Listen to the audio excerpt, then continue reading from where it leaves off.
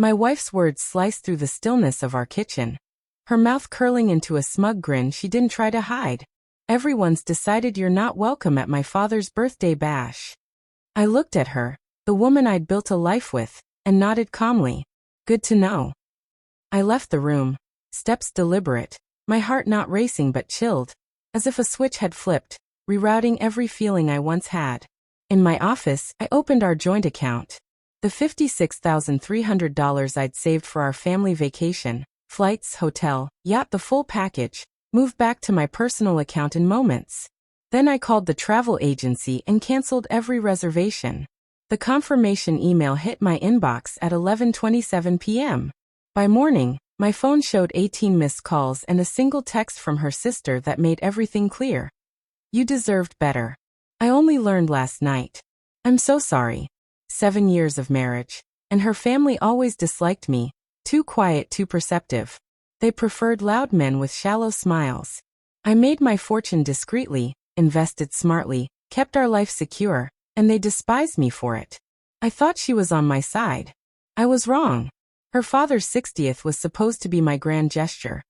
A first-class trip to Croatia, a private villa, a chef, a chartered yacht, all on my dime, no strings.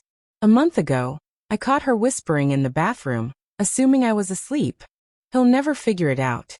Just keep it going until after the trip. I faked a louder snore.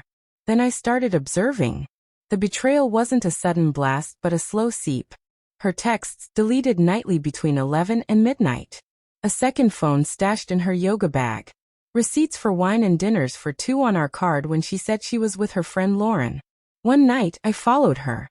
She claimed she was visiting her sister. Instead, she drove to a condo on the east side. A younger man, shirtless, opened the door. I watched from my car. 5 minutes. 10. She didn't look back. For 2 weeks, I prepared. Not revenge, but a clean break. I met with a lawyer, reviewed our prenup, bulletproof, no cheating clause, her own demand from our engagement. She never thought it'd be her downfall. I transferred funds, personal accounts, trusts, even my startup stock options. Everything she thought was ours was now mine or out of reach. I recorded her calls, recovered deleted texts with software she didn't know existed, and saved screenshots, audio, and GPS logs. I stored it all in a folder named Trip Cancelled. I waited for her cruelty to ignite the final step, and it came easily with that grin, that exclusion from her father's party. A planned humiliation, her last act before her big reveal. She thought I'd mope or beg. She didn't know she'd already set the end in motion. By noon, her father called, voice sharp. What's this? The flights are gone, the hotel has no booking. I paused, then said, ask your daughter. She made it clear I wasn't part of the plan. I hung up. Hours later, her mother called, then her cousin. Then silence. At 7:13 p.m., her text came. What did you do? You ruined everything. I didn't reply. She stormed in at 10:48 p.m., eyes frantic, hair messy, mascara smeared from tears shed for someone else. You humiliated my family, she spat.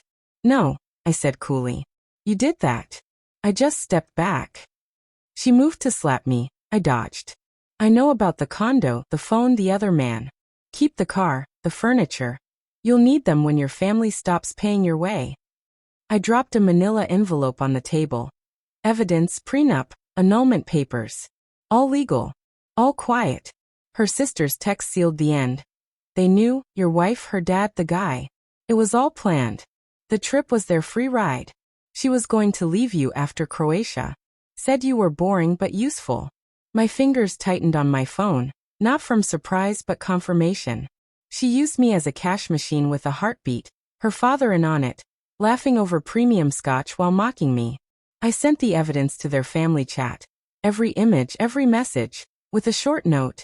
Your invitation's canceled. Then I blocked them all. That night I booked a solo trip. Same destination, same villa, same yacht. One less parasite beside me. 3 days in, another text from her sister. She's with him now, but he's got no money. She's already asking Dad for help. Dad's not answering. I smiled. It wasn't about the money. It was about reclaiming my dignity, cutting off what they'd tried to siphon from me, Bit by bit, like leeches on soft skin. They thought my quietness was weakness, my observance obedience. That was their first mistake, letting me see their truth. It was their last. Now I drink coffee by the Adriatic, where the sea mirrors the color of her old lies. The air smells of salt and calm. My phone buzzes once, a blocked number. I delete it without reading. Some trips circle back. This one doesn't.